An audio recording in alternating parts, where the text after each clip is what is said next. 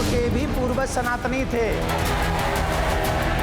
हिंदू पुनर्जागरण का काल है, मैं ये मानता हूँ, इसलिए ये सही समय है। इस तरह की कंट्रोवर्सी को क्यों रहने दिया जाए? अवैध कब्जे पे बर्फ एक्ट लागू नहीं होता। माँ गंगा भी नहीं थी, तब से ज्ञानवापी वहाँ मौजूद है कि संकल्प सदा अमर रहता है और जिंदा रहता है। हमारा और आपका डीएनए एक है। I am proud of you.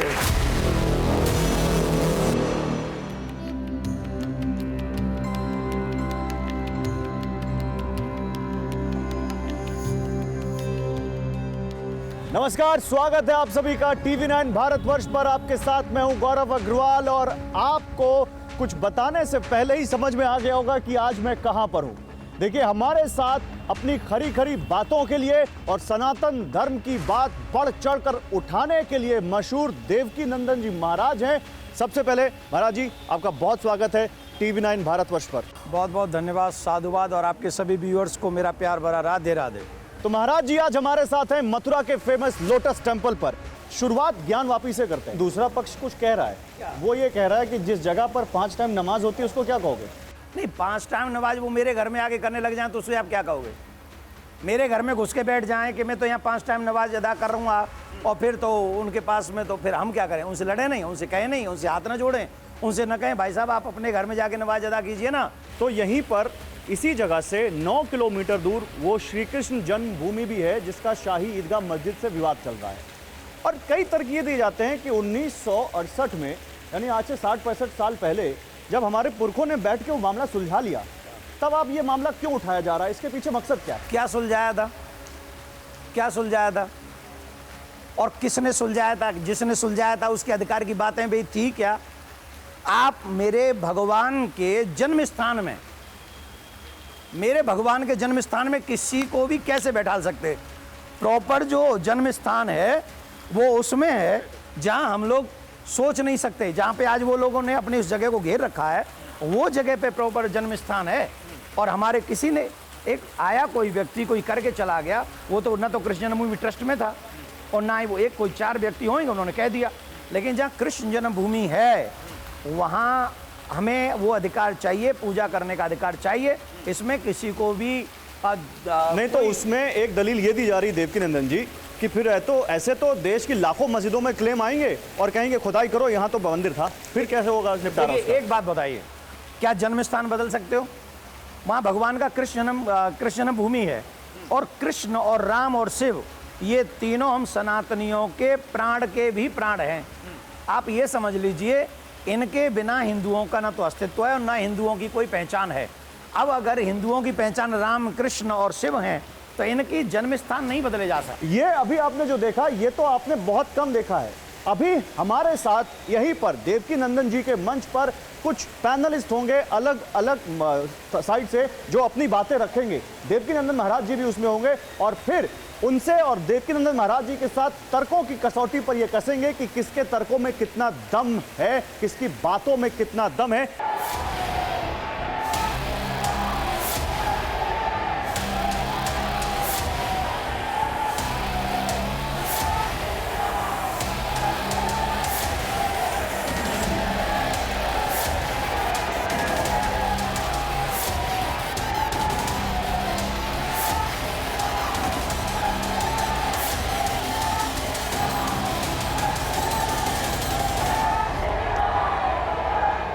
देखिए, हमारे बीच अब देवकी नंदन जी आ चुके हैं मेरे साथ इस पर बात करने के लिए।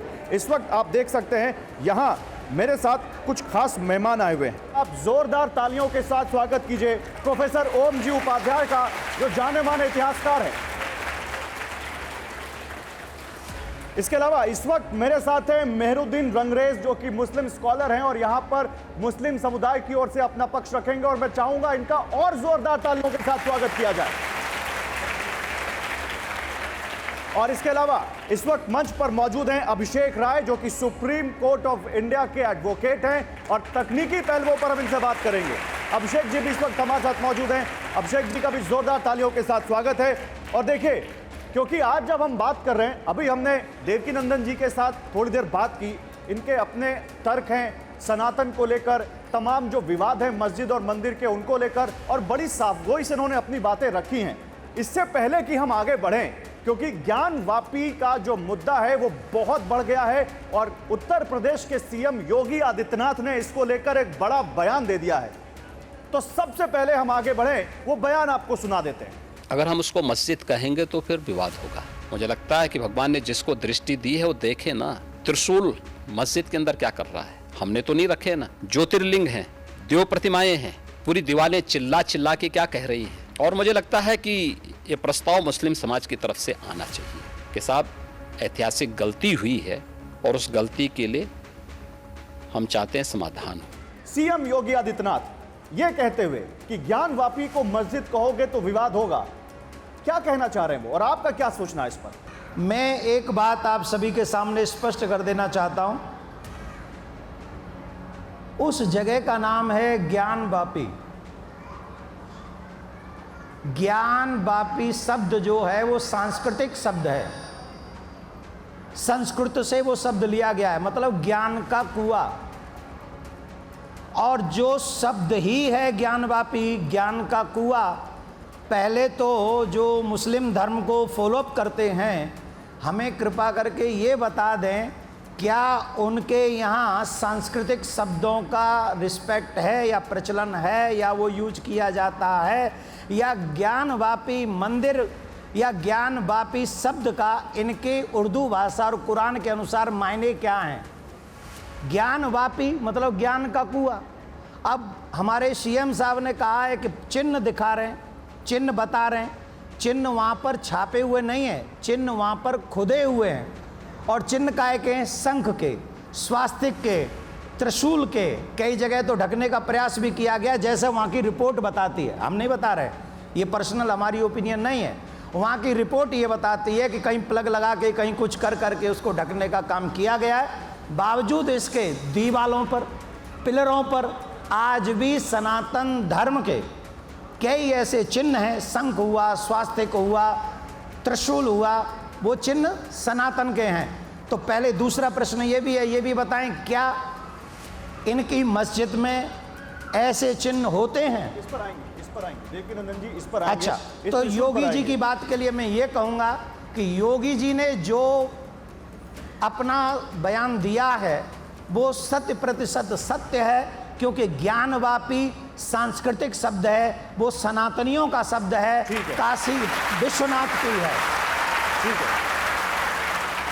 मेहरुद्दीन रंगरेज, देखिए योगी आदित्यनाथ ने साफ कह दिया है ज्ञानवापी को मस्जिद कहोगे तो विवाद होगा, और देवकीनंदन जी कह रहे हैं कि आखिर संस्कृति का शब्द एक मस्जिद से कैसे जुड़ सकता है। इन दोनों पर आपका रिएक्शन क्या कहेंगे आप? देखिए, मैं ये कहना चाहूँगा कि जो हमारे गुरुजी कह रहे हैं कि उसका ज्ञानवापी उस मोहल्ले का नाम है, मस्जिद का नाम तो मस्जिद आलमगीर है।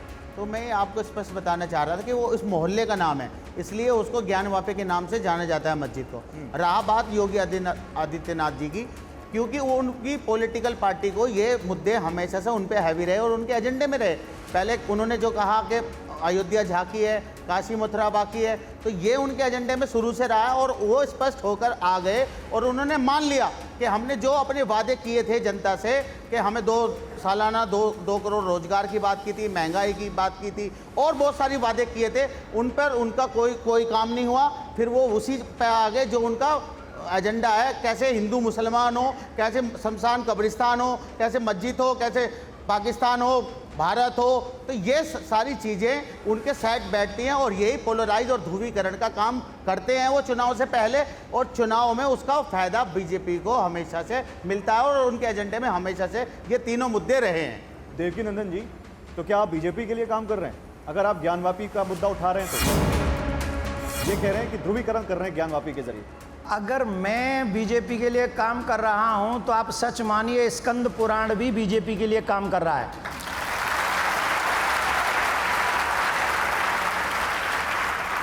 अगर मैं आप सबको बता रहा हूं, आप ध्यान से सुनेंगे, मैं ऐसे ही हवा में तीर नहीं मार रहा हूं जैसे हमारे महोदय मार रहे हैं।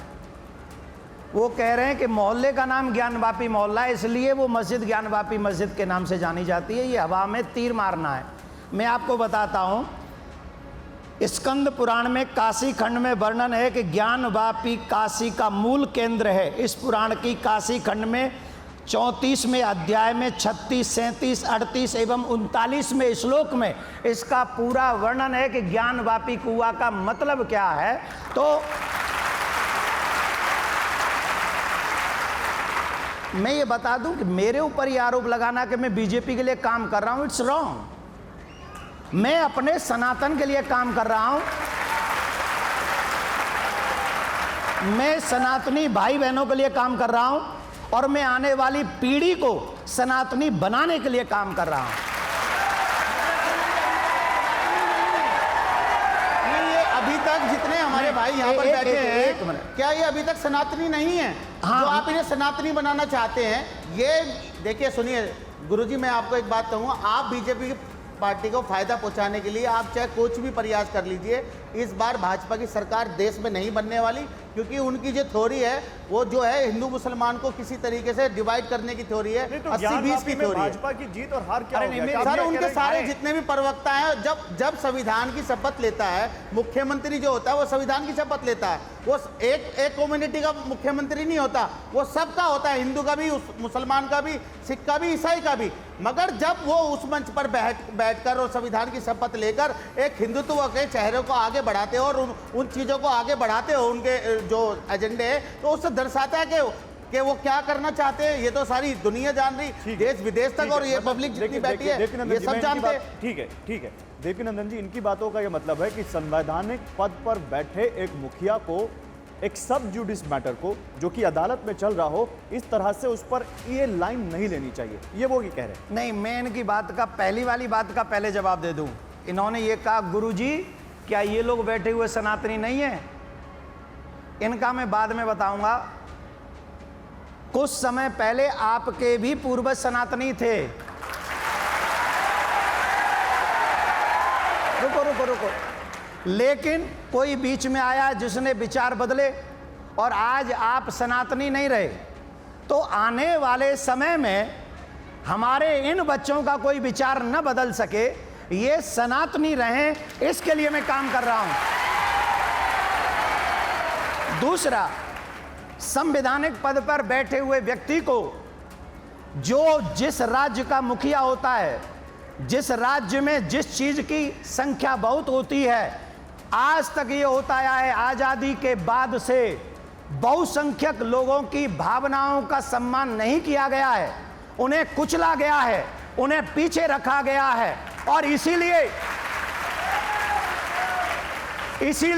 आज तक कौन सा प्रधानमंत्री, मुख्यमंत्री था जो हिंदुओं के साथ ऐसे बात करता था? मुझे बताइए। और क्यों नहीं करता था? क्या हमारा इस देश में अधिकार नहीं है? हमारा भी इस देश में अधिकार है, बराबर का अधिकार है हमारा। लेकिन हमारी आवाज को कोई पुख्ता नहीं करता था। आज अगर हमारी, अब ये कहेंगे फिर बीजेपी की बात कर रहे हो, हम तो कह रहे हैं तुम हमारी आवाज को पुख्ता कर दो, हम तुम्हारा भी साथ देंगे, करो तो सही हमारी आवाज को पुख्ता। ठीक है, मैं, क्योंकि हमारे साथ लीगल एक्सपर्ट भी हैं जो कानून के जानकार हैं, कानून को बहुत अच्छे से समझते हैं, सुप्रीम कोर्ट के लॉयर हैं।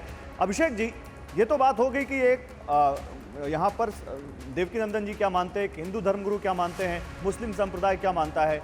एक कानून के जानकार के तौर पर मैं आपकी राय जानना चाहता हूँ, क्या वाकई जो ओवैसी कह रहे हैं कि ये योगी आदित्यनाथ का जुडिशियल आउटरीच है, उनको इस तरह से किसी सब जुडिस मैटर पर इस तरह से नहीं बोलना चाहिए? आपकी क्या राय इस पर? देखिए गौरव जी, योगी जी मुख्यमंत्री हैं, वो लेजिस्लेचर या एग्जीक्यूटिव को रिप्रेजेंट करते हैं, जुडिशरी को नहीं। अगर मैटर सब जुडिस है तो वो जुडिशरी में सब जुडिस है। योगी जी क्या बोल रहे हैं, इससे जुडिशरी को नहीं फर्क पड़ना है।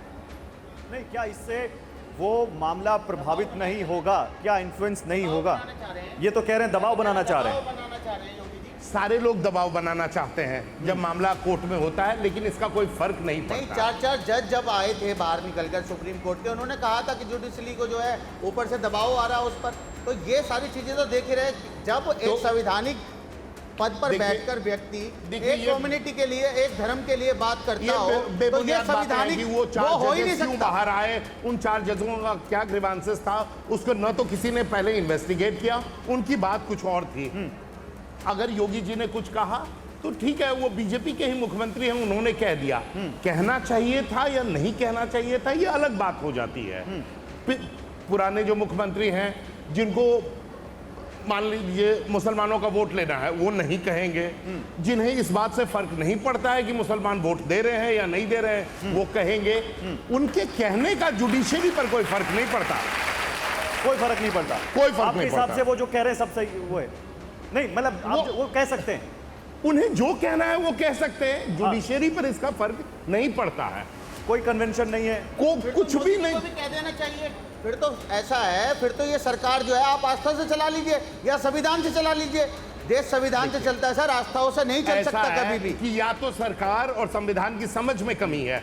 संविधान में तीनों ब्रांच अलग अलग होते हैं। एक मिनट, संविधान में मेहरुद्दीन रंगरेज कहाँ लिखा है कि कोई मुखिया या किसी राज्य का सीएम किसी मुद्दे पर खुलकर अपनी राय नहीं रख सकता? जब बताइए। मामला कोर्ट में होता है, नहीं, आज तक संविधान जितने भी में। मुख्यमंत्री रहे संविधान में। हैं और प्रधानमंत्री रहे हैं, आज तक किसी ने कोई भी ऐसा वक्तव्य नहीं दिया अपना जो कि ऐसा हो।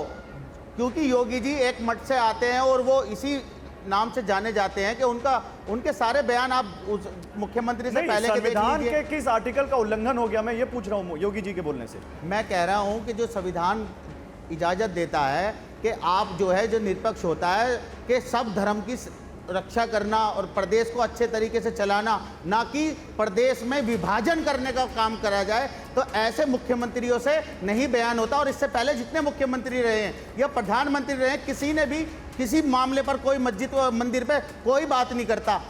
अगर मोदी जी करते तो हम मानते कि हाँ भाई कोई बात कर रहा है। मोदी जी ने जो है अयोध्या मंदिर की जो शिलान्यास किया, किसी ने क्या विरोध किया? नहीं किया किसी मुसलमान ने।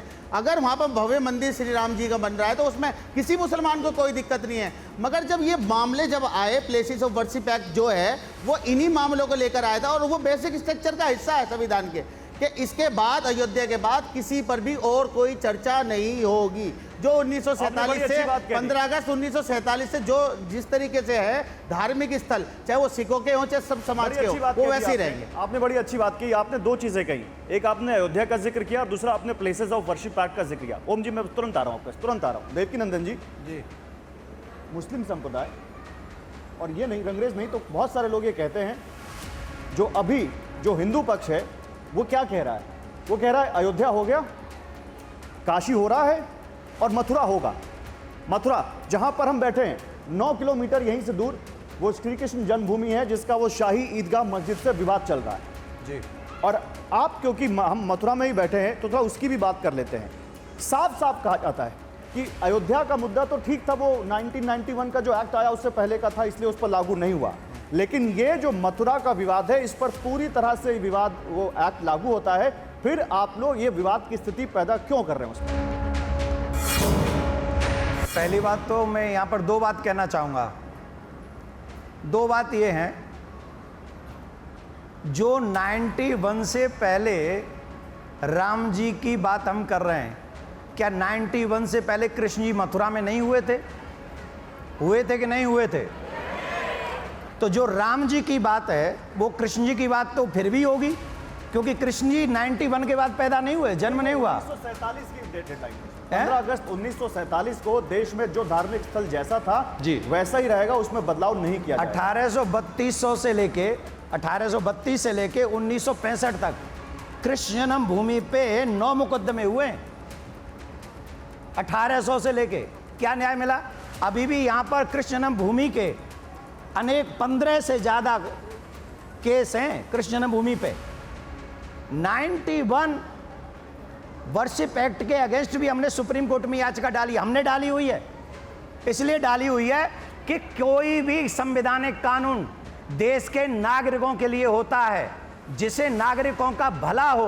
कोई भी सरकार मनुष्य को, मानव को अपने अधिकार के लिए कोर्ट में जाने से नहीं रोक सकती, कहीं भी नहीं हो सकता। आप मुझे बताइए, क्या पाकिस्तान में भी ऐसा कानून है?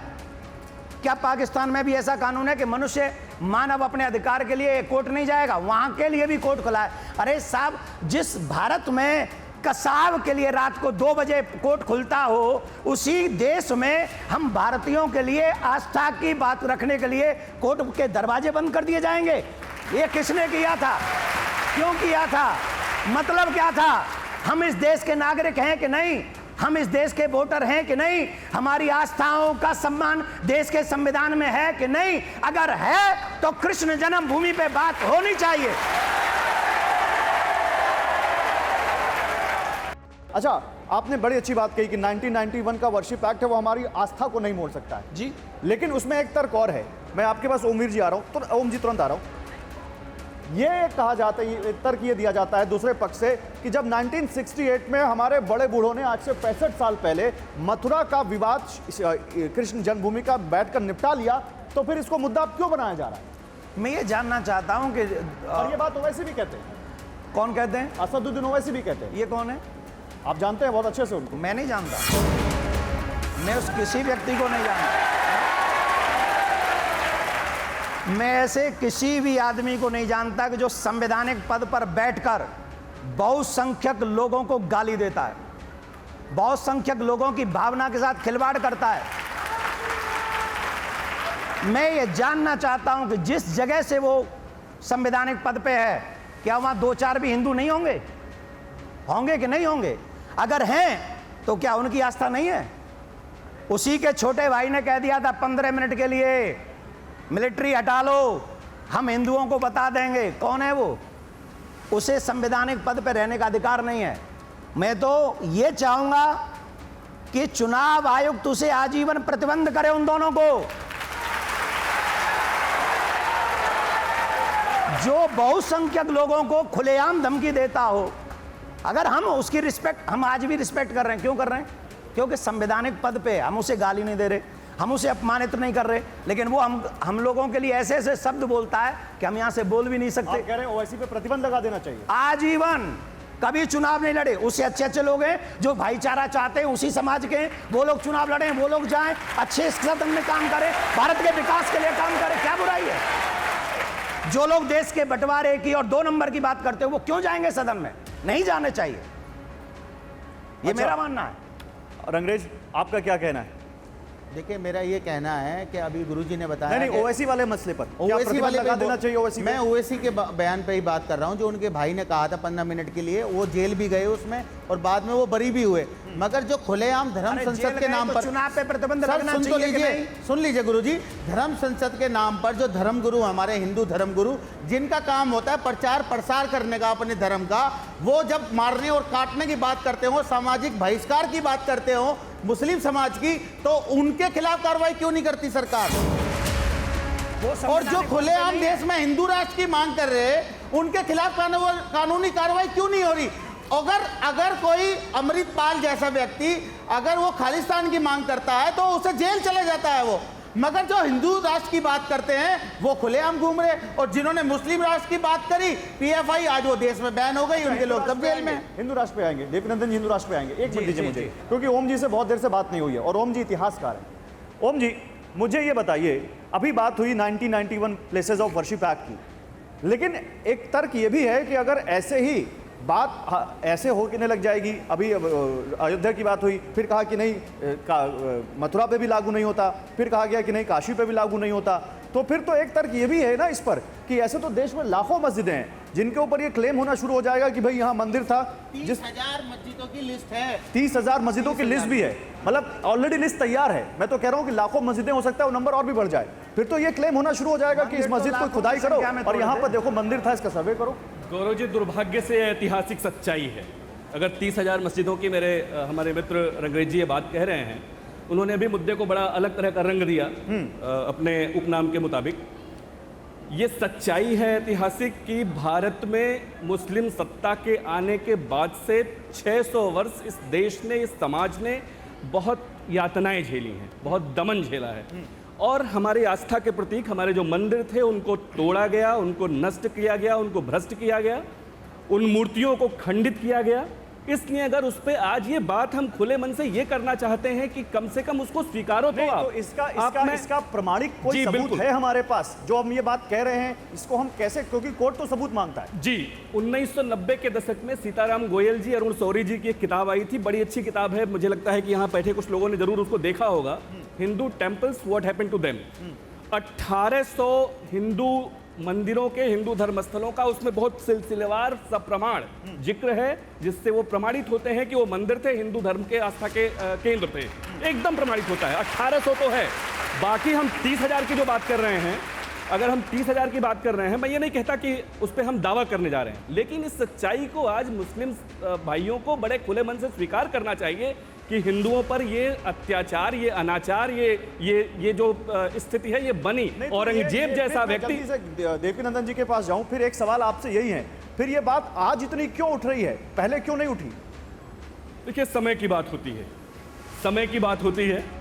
समय आ मुझे गया। लगता है कि समय ठीक है, हिंदू पुनर्जागरण का काल है, मैं ये मानता हूं, इसलिए ये सही समय है कि हम ये बात कर सकें। ये इसमें कहीं कोई दो राय नहीं है कि ये पुनः बहुत समय बाद हिंदू पुनर्जागरण का ये काल है।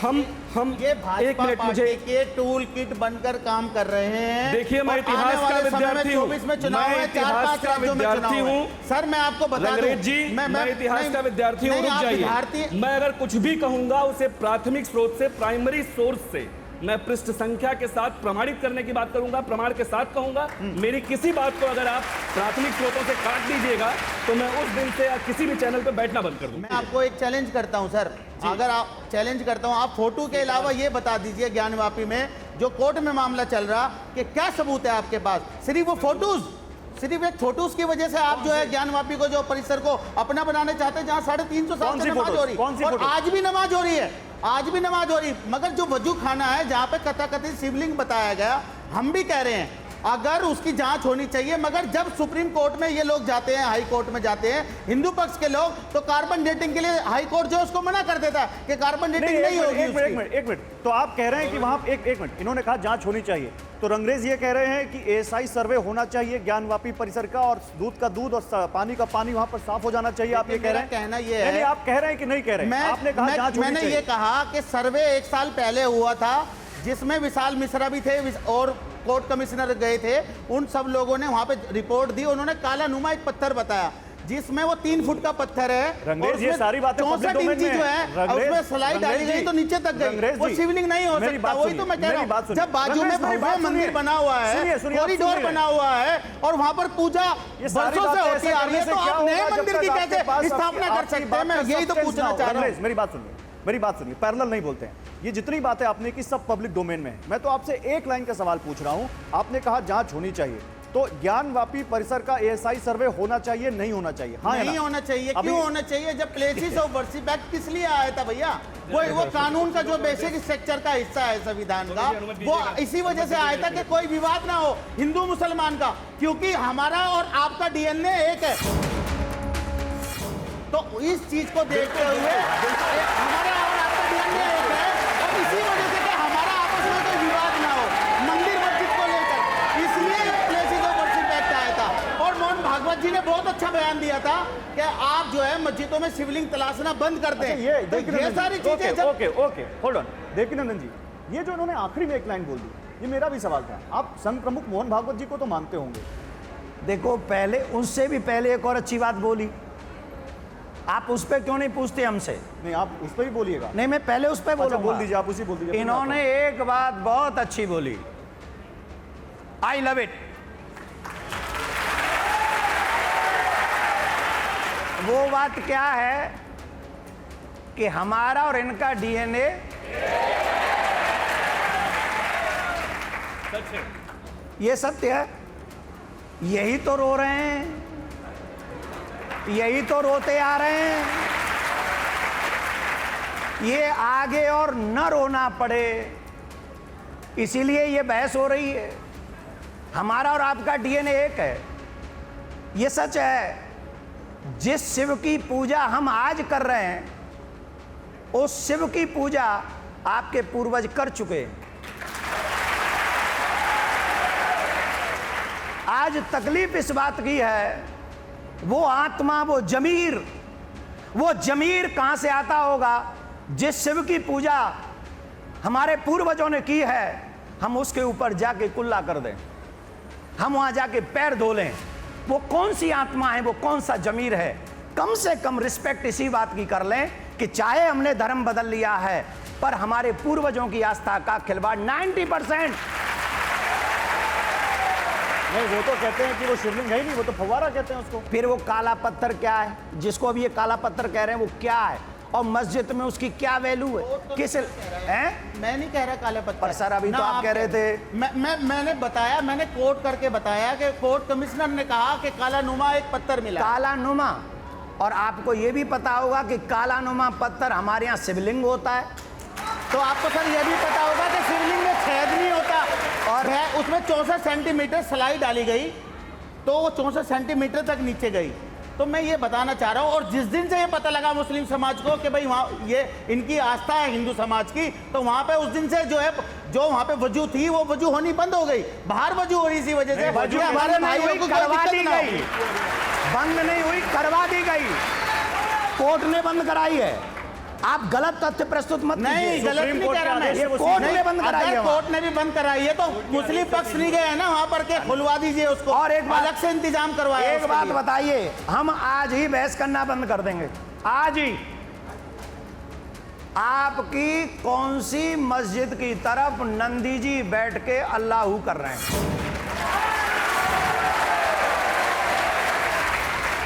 आप सत्य पर पर्दा डालने का प्रयास कर रहे हैं। चिन्ह मिलते हैं तो बोले चिन्हों से क्या होता है, शिवलिंग मिलता है तो बोले ये पत्थर से क्या होता है, नंदी उधर मुंह करके बैठा हुआ है, बोले इससे क्या होता है। तो फिर किससे होगा? क्या पाकिस्तान बनाने से होगा? ठाकुर साहब, मैं आपसे पहले भी एक प्रार्थना कर चुका हूं तमाम टीवी चैनलों पर। अग्रवाल जी, मैंने कहा है काशी, अयोध्या और मथुरा जब तक नहीं मिलेगा तब तक भाईचारा नहीं माना जाएगा। उसके पीछे आपको हट करना नहीं है। उसके पीछे आप जो हमें हट कर रहे हैं ये रीजन है, हमारा राम, हमारा कृष्ण, हमारा शिव। अब मैं आपसे एक बात पूछता हूं सर, आप सभी विद्वान लोग हैं, आज मैं ये जितने भी लोग यहां पर बैठे हैं, इन सब के घर में लड्डू गोपाल की पूजा होती है। ये सब जा जाके माँ की तरह अपने उस लड्डू गोपाल से प्यार करते हैं। जब इनको ये पता चलता होगा, जब हमने इनको बताया होगा कि इनके लड्डू गोपाल की जो छवि कृष्ण भूमि में मंदिर बना था, वो औरंगजेब ने मंदिर तोड़कर वहाँ की छवियों को ले जाकर उस दुष्ट ने जामा मस्जिद की सीढ़ियों में गाड़ दिया था, तब से लेके आज तक वो ठाकुर जी वहीं मंदिर की सीढ़ी, मस्जिद की सीढ़ियों में। एक सेकंड, मैं उसी पर आ रहा हूँ। मैं ये जानना चाहता हूं इनके दर्द को कौन बांटेगा?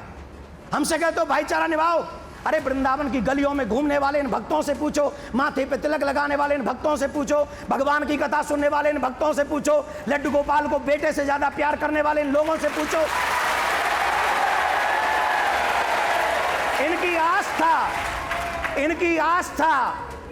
इनकी आस्था का जवाब अपमान नहीं हो सकता। नहीं, लेकिन देखिए नंदन जी, सवाल मेरा संघ प्रमुख मोहन भागवत के उस बयान पर भी था। संघ प्रमुख मोहन भागवत को तो आप मानते होंगे ना, उनका सम्मान करते होंगे, उनकी कई बातों को, कुछ बातों को आप अनुसरण भी करते होंगे। क्या कहा उन्होंने? संघ प्रमुख मोहन भागवत ने साफ कहा कि हमें हर मस्जिद में शिवलिंग नहीं ढूंढना चाहिए। वो क्या कहना चाहते हैं? वो बहुत अच्छा कहना चाहते हैं, आप उनके शब्दों का अर्थ नहीं समझे। आप समझा दीजिए। सुन लीजिए, मोहन भागवत जी ने जो कहा है, उन्होंने बहुत अच्छी बात कही। उन्होंने कहा हर मस्जिद में आई प्रॉमिस, हम हर मस्जिद में शिवालय नहीं ढूंढ रहे हैं। अरे 30,000 मस्जिदों की लिस्ट तैयार है देवकीनंदन जी। अरे मंदिर तो 4 लाख से ज्यादा तोड़े गए, तो आप कह रहे हैं 30,000 में ढूंढना चाहिए। समझदार वही है कि थोड़ा दे के ज्यादा बचा ले।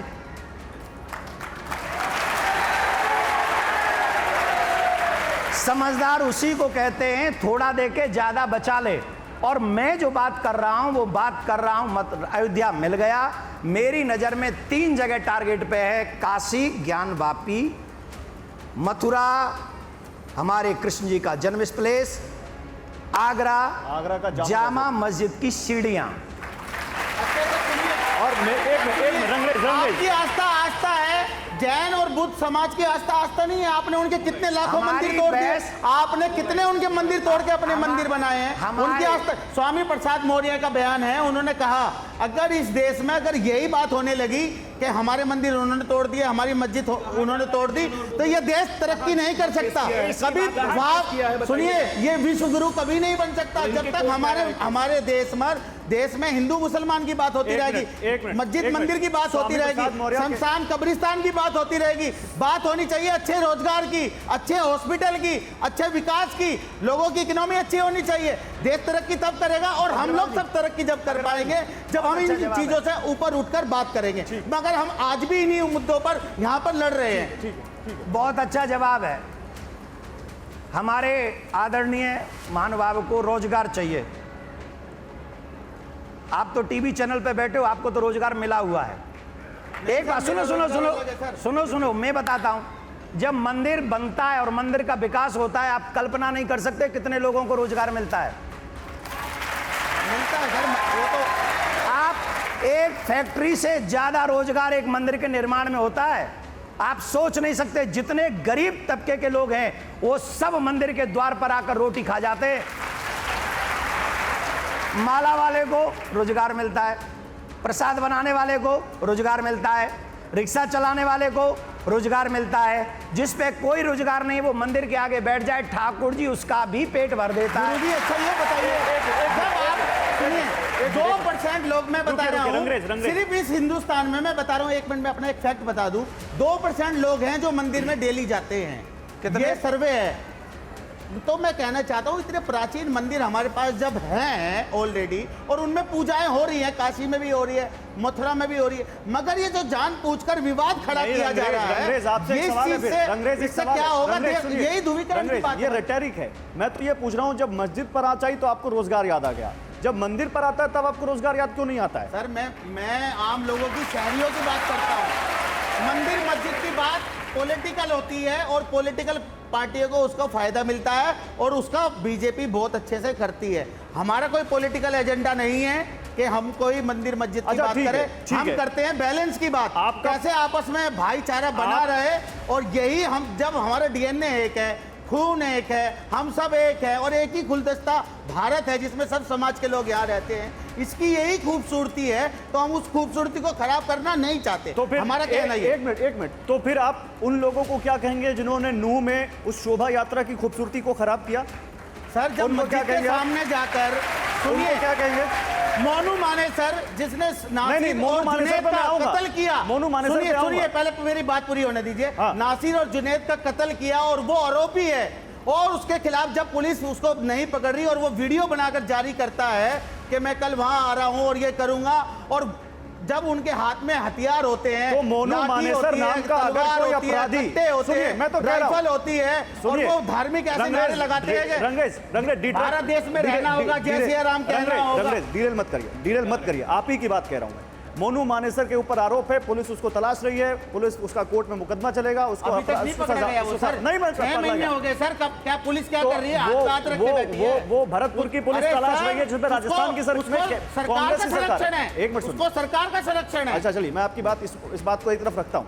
मैं ये पूछ रहा हूं, अगर किसी आरोपी ने या जिसके ऊपर कुछ दाग है दामन पर, उसने कोई वीडियो बना दिया, तो दूसरे संप्रदाय के लोग हाथों में तलवार, गोली, बंदूकें, छोटे मोटे बम लेकर निकल आएंगे, पुलिस वालों को, एक मिनट मेरा सवाल, पुलिस वालों को मार देंगे, 100 गाड़ियों में आग लगा देंगे, 3 किलोमीटर तक रास्ते में दंगा कर देंगे अगर उसने कोई वीडियो जारी कर दिया तो। कोई भी देश का लॉ एंड ऑर्डर को खराब, मेरा सवाल है, अगर कोई वीडियो जारी कर देगा तो किसी को दंगा करने की आजादी मिल जाएगी? मैं क्या कह रहा हूं, कोई भी इस देश के कानून को तोड़ता है उसे सख्त से सख्त सजा देनी चाहिए, चाहे वो मुसलमान हो, चाहे हिंदू हो, चाहे सिख हो या ईसाई हो।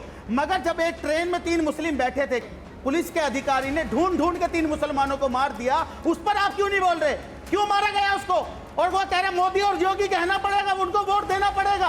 ये देश है, ये देश खूबसूरत देश, इस भारत की कल्पना की थी, हमारे पास चॉइस थी यहाँ से जाने की, मगर हम नहीं गए। क्यों नहीं गए? हमें यहाँ इतनी मोहब्बत और प्यार था हमारा हिंदुस्तान में हिंदू मुस्लिम भाईचारे की वजह से, हम नहीं जा पाए यहाँ से, तो उसकी सजा आज के मुसलमानों को देंगे। अगर औरंगजेब ने मंदिर तोड़े तो उसी समय उसको सजा देते, आज के मुसलमानों को सजा कैसे दे सकते हैं आप मान ले औरंगजेब ने मंदिर तोड़ी है, उन्हें जो इतिहास कहता है वो तो उन्होंने तो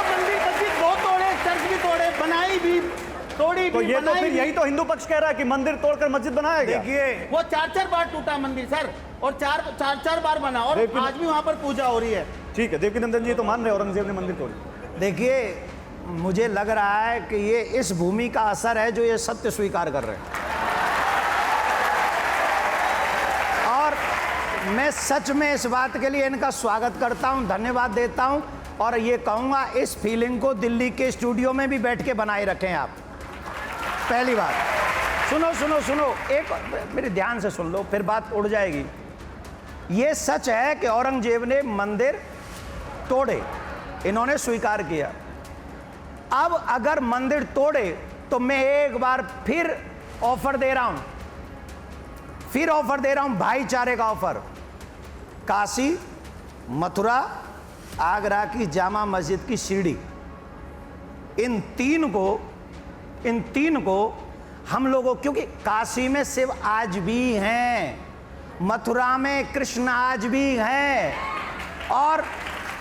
और जामा मस्जिद की सीढ़ियों में आज भी आपके मुस्लिम इतिहासकारों के अनुसार कृष्ण का अपमान हो रहा लेकिन है। देवकीनंदन जी, मैं बता रहा हूं, एक पूरी बात कर लीजिए। तो मैं ये कह रहा हूं कि जब ये 3 जगह पे हम लोगों की आस्था है, हमारा डीएनए एक, हमारा रक्त एक, हमारे पूर्वज एक, हमारे इष्ट एक पूर्व में, तो उसी के नाते मुस्लिम हमारे भाईचारे को निभाएं और कहें कि 3 जगह आप ले लो, बाकी की जगह विवाद न करना, और हम वादा करते हैं कि बाकी जगह पर विवाद। जब भाईचारे की बात होगी तो उसमें मोनू मानेसर की बात नहीं होगी जिस पर 2 मुस्लिम युवकों को मारने का आरोप है। आपने अयोध्या कहा, आपने काशी कहा, आपने मथुरा कहा, लेकिन मथुरा के बाद तो आपका अगला टारगेट आगरा भी हो गया जी। और आप कह रहे हैं कि आगरा की जो जामा मस्जिद है जिसको शाहजहां की बेटी ने बनवाया था, उसके सीढ़ियों के नीचे भगवान श्री कृष्ण की मूर्तियां दबाई गई हैं। तो आप तो एक और टारगेट ले आए। नहीं, वो चौथा नहीं है, यहाँ मस्जिद की विषय नहीं है, यहाँ मस्जिद की बात नहीं है, यहाँ मस्जिद की सीढ़ियों की बात है। हम ये नहीं कह रहे कि मस्जिद तोड़ दो, हम कह रहे हैं चेक करो, और आजकल बिना तोड़े भी चेकिंग हो सकती है। अगर हम बात कर रहे हैं भाईचारे की, अगर मेरे इन्हीं के मुस्लिम इतिहासकारों ने, जो कि औरंगजेब का शागिर्द रहा है, उसने माजरे आलमगीरी किताब लिखी है, मैं एक नहीं, मैं पूरी लिस्ट लाया हूं जिन किताबों में इतिहास लिखा हुआ है। आप कहो तो मैं पढ़ के सुना दूं, 1-2 किताब नहीं है, सुनाऊं कि रहने दूं? आप पे तो मालूम होगा सर, आप इतिहासकार हैं, मैं बताऊं, सुन लो। औरंगजेब का दरबारी राज साकी मुश्ताक खान, उसके द्वारा लिखी माजरे आलमगीरी, BS भटनागर द्वारा लिखित emperor Aurangzeb and destruction of temple, Mathura में अंग्रेज कलेक्टर रहे FS ग्राउस द्वारा लिखित मथुरा डिस्ट्रक्शन मोयर, और देवी प्रसाद द्वारा लिखित औरंगजेब बनामा। इतनी कितनी किताबें हैं, इतिहास है, और भी हिंदुओं की तो मैंने ज़्यादा लिखी नहीं, बोली नहीं है, जिन्होंने सबने बताया कि उसने मंदिर तोड़े। मथुरा 1669-70 में आके मंदिर तोड़ा, मंदिर तोड़कर वहाँ से छवियाँ ली, और वो जाके औरंगजेब ने अपने आगरा की जामा मस्जिद की सीढ़ियों में गाड़ दिया।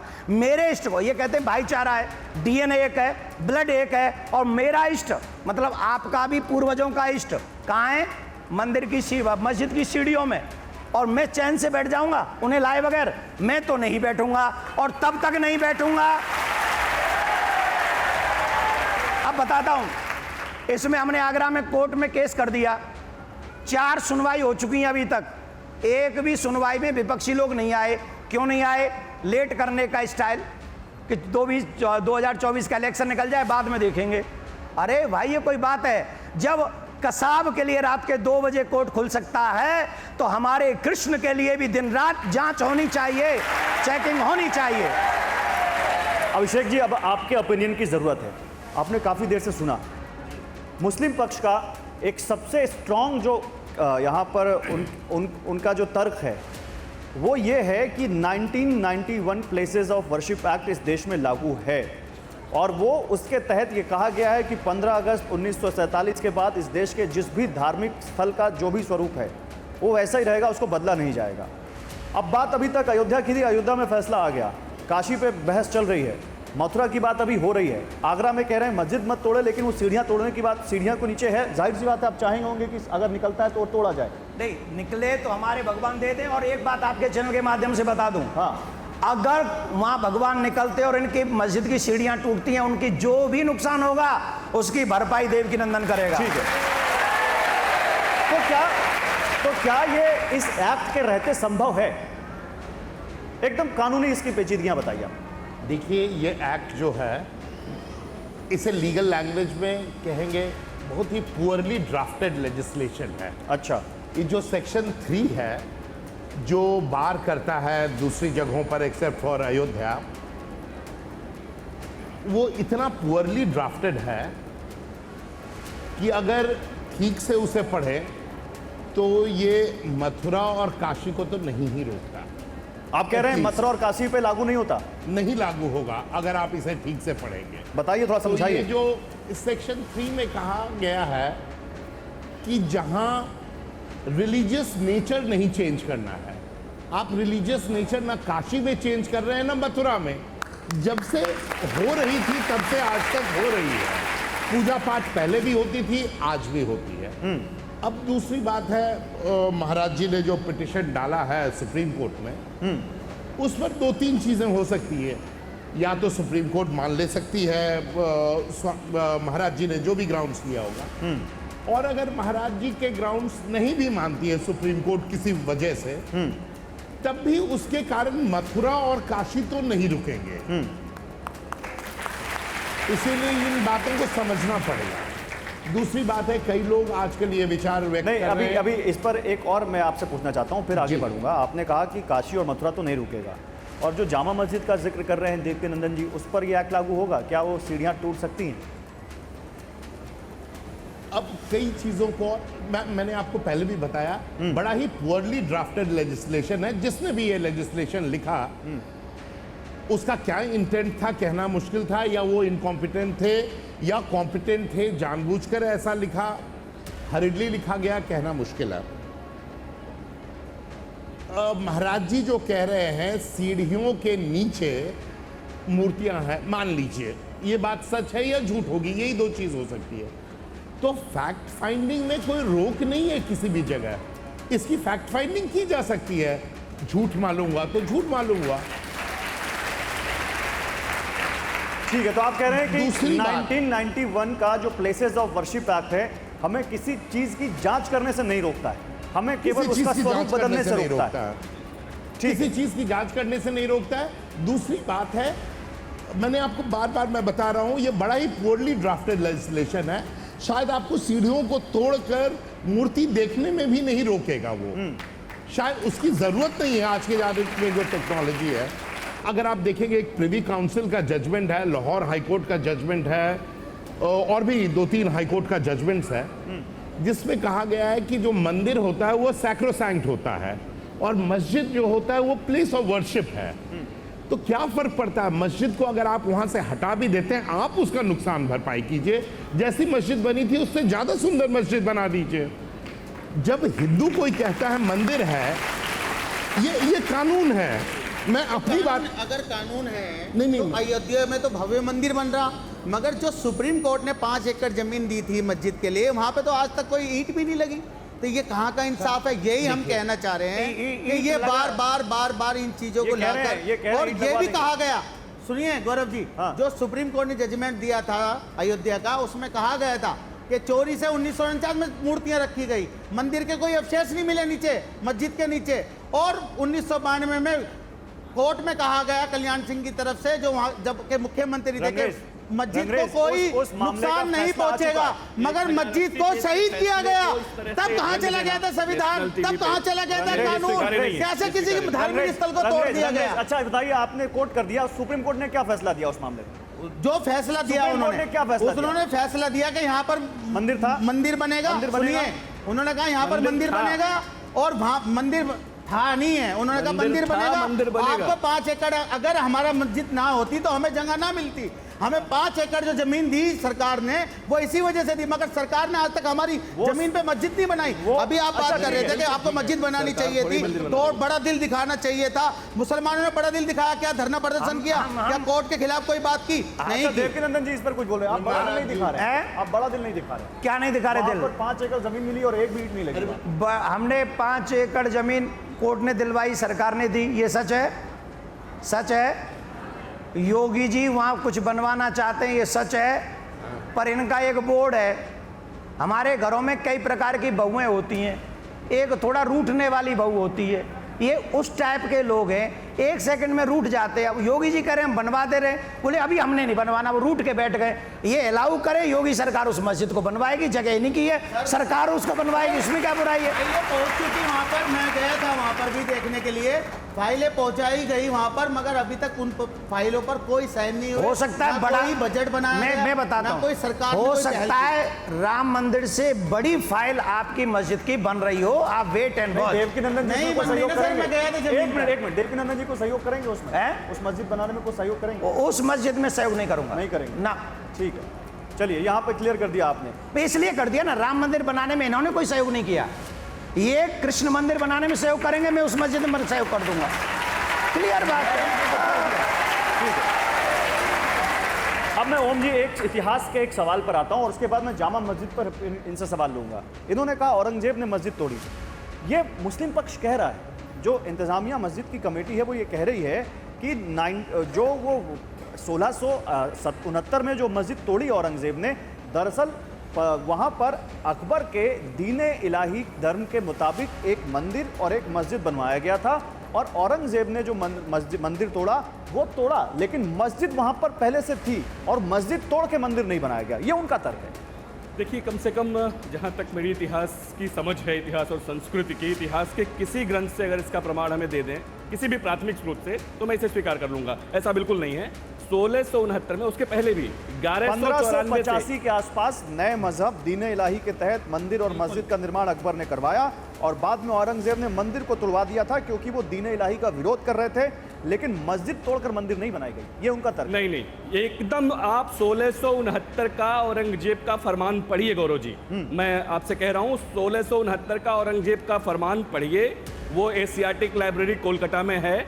अभी हमारे एक मित्र फ्रैंको गौतिये ने औरंगजेब आइकोनोक्लाज्म करके एक पुस्तक प्रकाशित की है। दुर्सौभाग्य से उसका लोकार्पण में मैं शामिल था, मैंने ही लोकार्पण किया है उसका।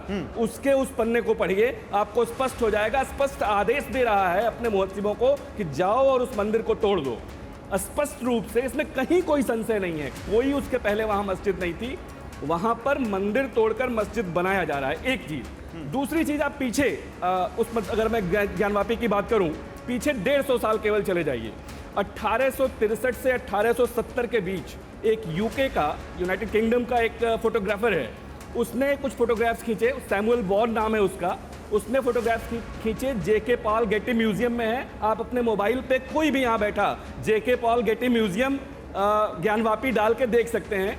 उसमें स्पष्ट रूप से हनुमान जी की मूर्ति और नंदी आपको स्पष्ट दिखाई देंगे, और नीचे लीजेंड देखिए, सीधे सीधे वो लिखना है ज्ञानवापी मस्जिद का ही है। उसके अलावा लगातार 1910 तक लगातार फोटोग्राफी हुई है, आपको डिफरेंट जगहों पे मिल रही है। सब चिल्ला चिल्ला के ये कह रहे हैं। इसके अलावा मुझे बताइए ना, रंगरेज साहब बताएं, रंगरेज साहब बताएं, रंगरेज साहब एक मिनट, रंगरेज साहब एक मिनट, नमाज हो रही है सर, रंगरेज साहब एक मिनट। जब आप देश को आजाद हुए, मैं आपके बीच में नहीं बोला, रंगरेज साहब मत बोलिए, मेरी बात पूरी हो जाने दीजिए, उसके बाद बात कीजिए। आप जो है 1869 से लेके 1863 से लेके 1910 के इन फोटोग्राफ्स को देखिए। वहाँ जो मुझे रंगरेज साहब एक दुनिया की किसी मस्जिद का उदाहरण बता दें, मैं अभी मान लूंगा इनकी बात को, कि दुनिया के किसी मस्जिद में त्रिशूल, घंटा, स्वस्तिक का चिन्ह कहीं कहीं भी होता हो, त्रिशूल होता हो, घंटा होता हो, स्वस्तिक होता हो, कहीं दुनिया के किसी मस्जिद का एक बता दें। कोई रुक जाइए सर, मेरी बात पूरी हो लेने दीजिए। कोई एक मस्जिद बता दीजिए जिसकी ओर मुख करके नंदी विराजित हो, नंदी विराजमान हो उस मस्जिद की ओर मुख करके। एक मस्जिद दुनिया का बता दीजिए। देखिए सर, मैं क्या कह रहा हूँ, आपने कहा त्रिशूल की बात, त्रिशूल हमेशा सीधा खड़ा होता है, वहाँ पे ऐसे और डमरू भी होता है उसमें, और जो स्वास्तिक का चिन्ह है उसका मुंह इधर होता है, और उस स्वास्तिक का जो वहाँ पे मिला है उसका इधर है। तो मैं ये कहना चाह रहा हूँ, ये बार बार जो विवाद खड़ा कराया जा रहा, ये बिल्कुल ठीक नहीं है, देश हित में नहीं है भाई। इससे भाईचारा खत्म होता है, और आप किसी की टूल किट करके काम नहीं कर सकते। इतना हिंदू मुस्लिम क्यों कर रहे हैं? अरे मैं ये कह रहा हूँ, इनके यहाँ ऐसे वाला त्रिशूल होता है, इनके यहाँ ऐसे वाला स्वास्तिक होता है, मस्जिद में होता है। कहाँ की बात है हो रही है? ये भाईचारे वाली बात नहीं है, ये तो लड़ाई वाली बात है कि ऐसे नहीं ऐसे, ये चूल्हा टेढ़ा मत रखो, चूल्हा वहीं सीधा रखो। अब वो चाहे चूल्हा तुम्हारा हो चाहे चूल्हा हमारा हो, पर चूल्हा सीधा रखो। हाँ, सीधी सीधा। मैं आप सब से एक बात कह रहा हूं, सनातन धर्म जितना सहनशील है उतना हमेशा कोई और धर्म नहीं रहा है। पर भगवान के प्रति जो हमारी भावनाएं, जो फीलिंग्स हैं, हम मथुरा में बैठे हैं, वृंदावन में बैठे हैं, ये मैं कह रहा हूं हमारे मौलाना जी को लेके जाओ, एक बार परिक्रमा करवाओ वृंदावन की, आप यकीन कर लेंगे कि हम लोगों की कितनी आस्था है कृष्ण में। आप सच में यकीन करेंगे। आप नहीं, मैं इनका मजाक नहीं कर रहा हूं, मैं सच कह रहा हूं। एक बार जानकारी के लिए आप परिक्रमा करके देखिए वृंदावन में आज पूर्णिमा है, क्या हाल है। वैसे तो आपको इनकी हिम्मत की दाद देनी पड़ेगी, यहाँ आके बात कर रहे हैं और यहाँ नहीं, मैं इनकी हिम्मत की दाद नहीं दे रहा, इनको प्रोत्साहन भी दे रहा हूं कि और थोड़ा सा कुछ कहें, जिससे वो कई बात सत्य कह चुके। डीएनए एक है, ब्लड एक है, हमारे पूर्वज नहीं वो मस्जिद मंदिर तोड़े थे, ये सारी बात कह चुके हैं। इनकी हिम्मत है, अदरवाइज इनकी जगह कोई और कह देता ना, मुझे तो डर है इस बात का कि इन सब की बातों पर कहीं इन्हें कोई फतवा ना जारी कर दे। अब फतवे से नहीं डरते ये। मुझे डर है। मैं हमेशा सच के साथ रहता हूँ, कभी मैं झूठ नहीं बोलता। ये मेरा सिद्धांत है और मैंने ये हमेशा 3-4 चीजों पे I am proud of you. एक बार जोरदार तालियां रंगरेज जी के लिए, जोरदार तालियां। मैं अब जामा मस्जिद पर आऊँगा, जामा मस्जिद वाले मुद्दे पर, और मैं चाहूँगा कि अब आपसे आप एक कोई ब्रेकिंग न्यूज़ दें, क्योंकि हमें दर्शकों के, हमें जो जनता बैठी है इनके पास जाना है। क्या आगे क्या करने वाले हैं आप जामा मस्जिद वाले मामले में? देखिए, आप जामा मस्जिद वाले मामले में देवकीनंदन जी का अगला कदम क्या होगा? देखिए, कोर्ट के माध्यम से ब्रेकिंग न्यूज मैं कोई वैसे नहीं कर रहा हूं। भाईचारे का टाइम दिया था 5 दिन का, कोई नो रिस्पॉन्स। कोर्ट में गए, वहां 4 तारीख लग चुकी, नो रिस्पॉन्स। आने वाले समय में सनातनियों को जगाने के लिए, अपने कन्हैया को आगरा से मथुरा लाने के लिए एक बहुत बड़ा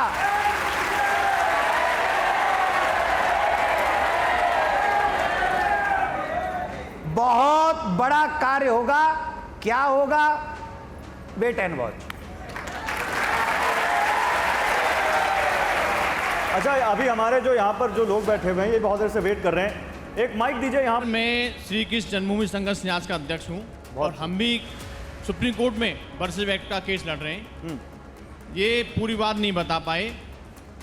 मुगल शासकों ने ज्ञान व्यापी पर मथुरा में अवैध कब्जा किया था और अवैध कब्जे पर वर्सेस एक्ट लागू नहीं होता। कि जो ऑनरेबल सुप्रीम कोर्ट ने अयोध्या के मामले में 5 जज की बेंच ने एक ऑर्डर पास किया था, जजमेंट दिया था, तो उसके पैरा नंबर 116 और 117 को आप पढ़ लीजिए। 116 में और 117 में ऑनरेबल सुप्रीम कोर्ट ने होल्ड किया है कि संकल्प सदा अमर रहता है और जिंदा रहता है। ठीक है। आक्रांताओं के द्वारा तोड़े गए, लेकिन काशी का और मथुरा के मंदिर थे जो आज भी ये संकल्प अजर है और अमर है, और इसी बिहाफ पे मंदिर का निर्माण होना चाहिए। तो हमने बात कर ली काशी पे, हमने बात कर ली अयोध्या पे, हमने बात कर ली राम जन्मभूमि पे और आगरा पे, लेकिन एक चीज़ और है जिसको आप बड़े जोर शोर से उठा रहे थे देवकीनंदन जी, और वो है हिंदू राष्ट्र। और जब आप ये बात करते हैं तो आपके परम मित्र पंडित धीरेन्द्र कृष्ण शास्त्री बागेश्वर वाले बाबा भी आ जाते हैं इसी लाइन में, उन्होंने भी हिंदू राष्ट्र को लेकर बड़ी मांग उठाई।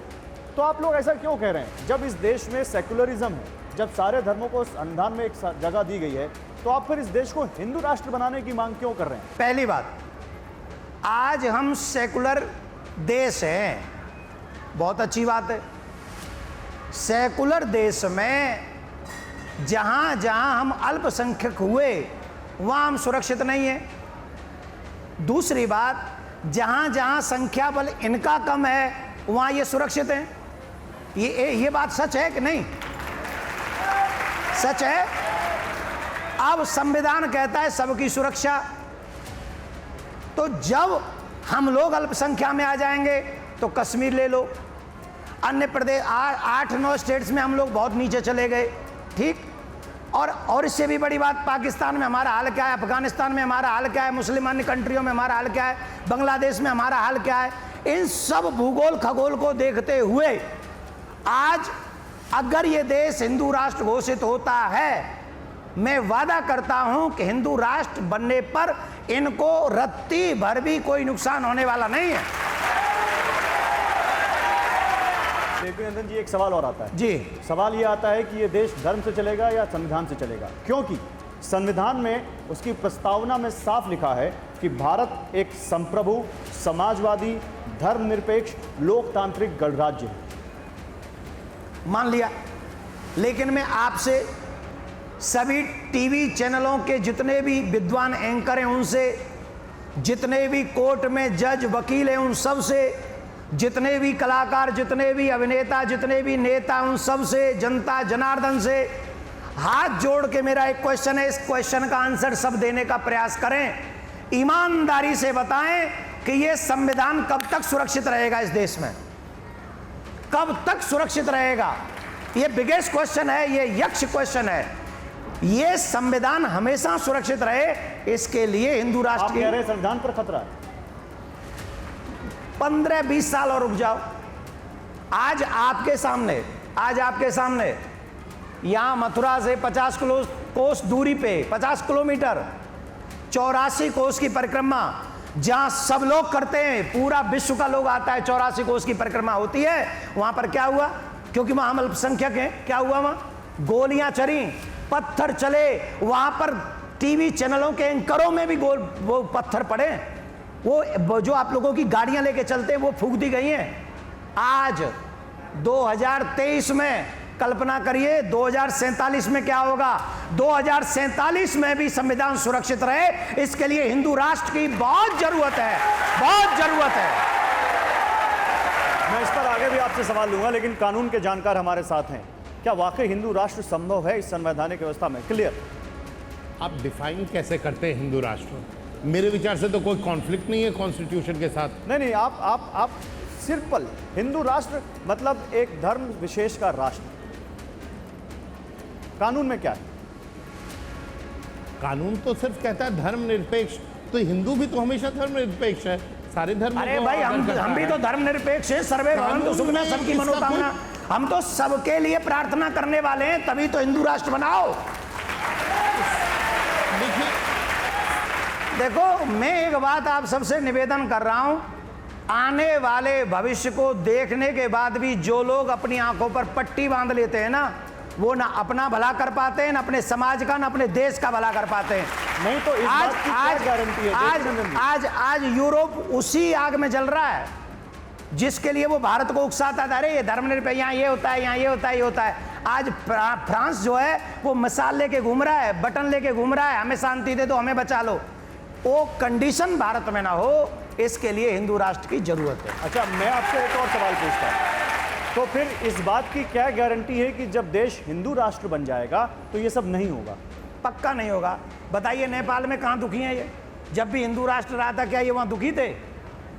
लेकिन आज तो वो भी नहीं रहा हिंदू राष्ट्र। क्यों नहीं रहा? क्योंकि उसे चीन ने दबा दिया। भारत को चीन दबा नहीं पाएगा। और अगर हमारा ये राष्ट्र हिंदू राष्ट्र रहा, नहीं सुना? अरे मेरे जयशंकर साहब ने कहा हम उनके सामने कहीं नहीं टिक सकते, चीन के सामने कहा, और मोदी जी एक बार भी चीन का नाम। अरे आप चीन पर आ गए, हिंदू राष्ट्र में तो आपने बोला ही नहीं। मैं तो सर हिंदू राष्ट्र पर भी बोल रहा हूँ। आप तो चीन पर आ गए। मैं आपको चैलेंज करता हूँ गुरुजी, मैं आपको चैलेंज करता हूँ, आप एक गांव नहीं बना सकते हिंदू राष्ट्र, पूरे देश की तो आप बात क्या कर रहे हैं? और आपके सनातन धर्म को छोड़ के लोग बौद्ध धर्म अपना रहे हैं, क्योंकि आप दलितों को मंदिर में नहीं आने देते। आप दलितों के साथ ऐसे दुर्व्यवहार करते हैं, आप आना चाहते हैं, जातियों में बांटते हैं। आप आना चाहते हैं, आप आना चाहते हैं मंदिर में? मैं तो जाता हूँ मंदिर में, आपको मैं मस्जिद में भी जाता हूँ। ये भी आजकल बड़ा प्रॉब्लम है। हमारे भाइयों को कहा जाता है मंदिर में नहीं आने जाता। एक जगह टीवी चैनल में लोग बोले थे आप पुजारी नहीं बनाते, मैंने कहा मैं तुम्हें बना देता हूँ पुजारी, आओ तो सही, आओ तो सही। पूजा मैं आपको भी पुजारी बना सकता हूँ, कसम से मंदिर बनवा के दूंगा और बढ़िया तिलक लगाना, तुलसी दूंगा, दीक्षा भी दूंगा, आप लो तो सही। नहीं, लेकिन मैं ओम जी, हिंदू राष्ट्र ये देश जब बना था, जब आज़ाद हुआ था, और जब उस संविधान सभा में इस बात को लेकर डिस्कशन हुआ तो बात ये हुई कि माइनॉरिटीज़ का ख्याल कैसे रखा जाए। संविधान के हमारे निर्माताओं ने शायद इसी बात को ध्यान रखते हुए इस देश में सेकुलरिज्म का वो नींव रखी। क्या वो सेकुलरिज्म आज सभी धर्मों को साथ लेकर साथ नहीं चला जा सकता? जरूरी है कि इस देश को हिंदू राष्ट्र ही बनाया जाए? मैं मानता हूं कि आसिंधु सिंधु पर्यंता यस्य भारत भूमिका पितृभू पुण्यभूमिश्च सैव सवै हिंदू इति स्मृत, यानी सिंधु नदी से सिंधु तक, समुद्र तक, जो इस पूरी भूमि का, मैं यहाँ बैठे लोगों का आह्वान करता हूँ आपके माध्यम से अपने दर्शकों का, कि एक बार अपनी आंख बंद करके इस मातृभूमि का, इस पितृभूमि का ध्यान करें। सिंधु नदी से नीचे समुद्र तक, इस भूमि को जो भी अपनी पुण्य भूमि और पितृभूमि मानता है वो हिंदू है। हिंदू की और डेफिनेशन है। और इस परिभाषा में मेरे मित्र रंगरेज जी को हिंदू बनने में कोई गुरेज नहीं है। वैसे भी वो मान तो चुके आप हैं, बनाना ही क्यों चाहते हैं उनको हिंदू? वैसे भी वो मान चुके हैं। इस बात पर इतना जोर क्यों उनको फिर हिंदू बनाना ही क्यों? मुझे पूरा मौका दीजिए सर, मैं एकदम स्पष्ट कर दूंगा जल्दी। और सभी प्रति प्रश्न लेने के लिए मैं तैयार हूं। दूसरी बात, एक बात तो ये कि इस भूमि को जो भी पितृभूमि और पुण्य भूमि मानता है वो है हिंदू पब्लिक डोमेन में, ठीक है। दूसरी बात ये कि हिंदू कभी एक दायरे में संकुचित नहीं रहा, सनातन कभी एक दायरे में संकुचित नहीं रहा। हमने किसी एक ब्रदरहुड की, क्रिश्चियन ब्रदरहुड के जैसे बात नहीं की, हमने किसी मुस्लिम भाईचारे की बात नहीं की। हमने क्या कहा? हमने कहा इंद्रम वर्धन्तो अप्तुरः कृण्वन्तो विश्वमार्यम, हम इस पूरी धरती को श्रेष्ठ बनाएंगे। ये उद्घोष यही की सनातन भूमि से निकला। हमने ये कहा अयम निजः परोवेति गणना लघु चेतसाम उदार चरितानांतु वसुधैव कुटुंबकम, ये पूरी धरती हमारा परिवार है, पूरा विश्व हमारा परिवार है। देवकीनंदन जी, देश में एक और बहुत बहस चल रही है और मुझे लगता है कि आपका भी वो विषय प्रिय होगा, जरूर आप उसे बोलेंगे जी। समान नागरिक संहिता, यूनिफॉर्म सिविल कोड, और वो भी कहीं ना कहीं हिंदू राष्ट्र से जोड़ते हैं। यूनिफॉर्म सिविल कोड को लेकर आपकी क्या राय है और क्या कहना चाहेंगे आप उसको? देखिए, ध्यान से सुनिए, ये बहुत बड़ा क्वेश्चन है। समान नागरिकता अधिकार, सबको बराबर का अधिकार, ये इसलिए जरूरी है क्योंकि समय के अनुसार संसाधन कम होते चले जा रहे हैं, जनसंख्या बढ़ती चली जा रही है। अगर हमें संविधान का सम्मान करना है तो सबको बराबर का अधिकार होना ही चाहिए। अगर हम एक पत्नी रखेंगे तो सब एक पत्नी रखें, हम 2 बच्चे रखेंगे तो सब 2 बच्चे रखें, अगर हमें सरकारी नौकरी मिलेगी तो सबको सरकारी नौकरी मिले, अगर हम एमएलए बनेंगे तो सब एमएलए बने, अगर जो चीज़ हमारे लिए गलत है वो सबके लिए गलत होनी चाहिए। एक मेरा मजहब इस बात को नहीं मानता। यही तो मुस्लिम पक्ष की दलील है कि आप हिंदू कानूनों को मुस्लिमों पर, जिनको संविधान से पर्सनल लॉ मिला हुआ है, वो लागू करना चाहते हैं। आप क्या गलत बात कर रहे हैं? आप देखिए, मुस्लिम कंट्रियों में हमारे से ज्यादा सख्त कानून है इसी विषय पे। यहां तो कुछ लोगों ने ऐसे कानून बना दिए थे, रेवड़ी बांटने वाले, उन्होंने हमारे। अच्छा, एक बात बताओ साहब, हिंदुओं के मंदिरों पे सरकार का पहरा, किसी भी मस्जिद पे, पीर पे क्यों नहीं, अजमेर वाले पे पकड़ लो, उसको अधिकार दो हमें। अब वहां बोले हमारा धर्म अलग है। अरे किसी चर्च पे नहीं है, हमारे मंदिरों पर हर जगह, बालाजी तो इनके अंदर, वैष्णो देवी तो इनके अंदर, बांके बिहारी तो इनके अंदर। अरे खाओगे हमारा, गाओगे किसी का, ऐसे कैसे काम चलेगा भाई? समान नागरिकता, अगर हमारे मंदिर रखने हैं तो मस्जिद चर्च भी रखो। अगर हमें एक पत्नी दे रखी है तो सबको एक पत्नी का अधिकार दो। अगर हमारे 2 बच्चे हैं तो सबके 2 बच्चे हो।